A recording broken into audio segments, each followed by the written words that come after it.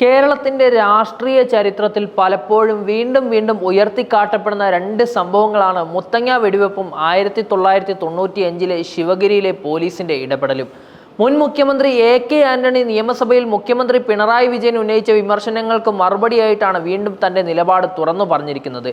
എല്ലാ കുറ്റവും തന്റെ മേൽ മാത്രം ചുമത്തപ്പെടുന്നു എന്നത് അനീതിയാണ്.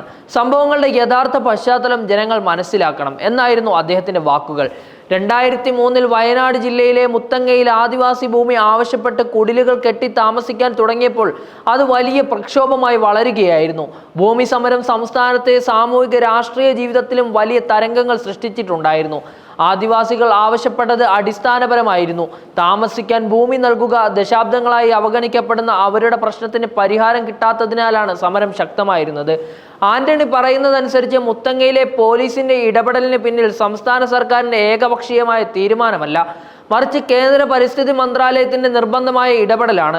വനഭൂമിയിൽ കയ്യേറ്റം അനുവദിക്കരുതെന്ന് കേന്ദ്രം 3 തവണ കത്തയച്ചിട്ടുണ്ടായിരുന്നു.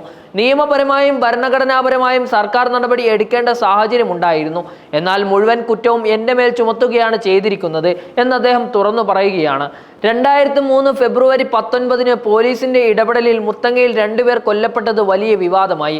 മനുഷ്യാവകാശ സംഘടനകളും വിവിധ രാഷ്ട്രീയ പാർട്ടികളും സർക്കാരിനെതിരെ രംഗത്തെത്തി. എന്നാൽ നടപടി നടക്കുന്നതിന് മുമ്പ് തന്നെ എല്ലാ രാഷ്ട്രീയ പാർട്ടികളും കർഷക സംഘടനകളും ആദിവാസികളെ ഒഴിപ്പിക്കണമെന്ന് ആവശ്യപ്പെട്ടിരുന്നതാണ് ആന്റണി ഇപ്പോൾ ചൂണ്ടിക്കാട്ടുന്നത്. പോലീസ് ഇടപെടലിന് ശേഷം അവർ നിലപാട് മാറ്റുകയായിരുന്നു. എന്നാൽ കുറ്റം മാത്രം എന്റെ പേരിൽ എഴുതി എന്നും അദ്ദേഹം കൂട്ടിച്ചേർക്കുകയാണ്. ആദിവാസി ഭൂമി കൈമാറ്റം കേരളത്തിൽ ഏറെ പഴക്കമുള്ള പ്രശ്നമാണ്. 1975 പാസാക്കിയ ആദിവാസി ഭൂനിയമം പ്രായോഗികമായി നടപ്പിലാക്കാത്തതിനാലാണ് അവരിൽ വലിയ നിരാശ സൃഷ്ടിച്ചത്. തന്റെ ഭരണകാലത്ത് ഏറ്റവും കൂടുതൽ ഭൂമി ആദിവാസികൾക്ക് കൈമാറിയത് തന്നെയാണ് ആന്റണി അവകാശപ്പെടുകയാണ്. ഞങ്ങളുടെ സർക്കാരാണ് ആയിരക്കണക്കിന് ഏക്കർ ഭൂമി ആദിവാസികൾക്ക് നൽകിയത്.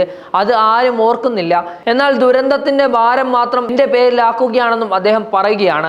1995 ശിവഗിരിയിൽ പോലീസിന്റെ ഇടപെടലിന് സമാനമായ വലിയ വിവാദമായിരുന്നു.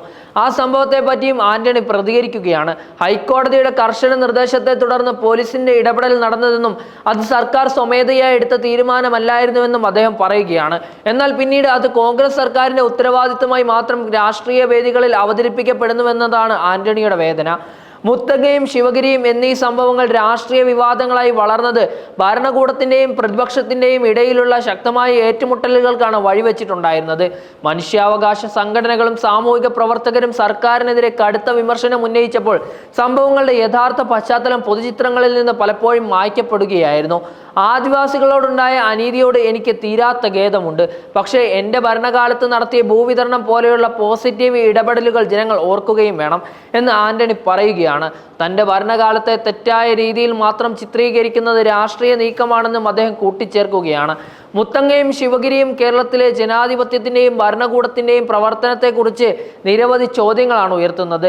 ജനങ്ങളുടെ അവകാശങ്ങൾ, പരിസ്ഥിതി സംരക്ഷണങ്ങൾ, കോടതിയുടെ ഉത്തരവുകൾ, രാഷ്ട്രീയ സമ്മർദ്ദങ്ങൾ എന്നിവ തമ്മിലുണ്ടാകുന്ന സംഘർഷങ്ങളുടെ ഉദാഹരണങ്ങളാണ് ഈ സംഭവങ്ങൾ.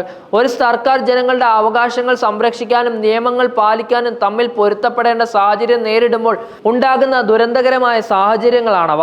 ഇന്ന് വീണ്ടും ഈ വിഷയങ്ങൾ ഉയർത്തിക്കാട്ടപ്പെടുന്നത് കേരളത്തിന്റെ രാഷ്ട്രീയത്തിന്റെ ചരിത്രത്തെ പൊതുവായി വായിക്കാൻ സമൂഹത്തെ പ്രേരിപ്പിക്കുകയാണ്. പ്രതിപക്ഷവും ഭരണകൂടവും തമ്മിലുള്ള പോരാട്ടത്തിന്റെ ഭാഗമാകാതെ ജനങ്ങൾ ഈ സംഭവങ്ങളെ ഗൗരവത്തോടെ പഠിക്കണമെന്നും ഭാവിയിൽ സമാനമായ ദുരന്തങ്ങൾ ഒഴിവാക്കാൻ പാഠങ്ങൾ ഉൾക്കൊള്ളണമെന്നും വിദഗ്ധർ അഭിപ്രായപ്പെടുകയാണ്.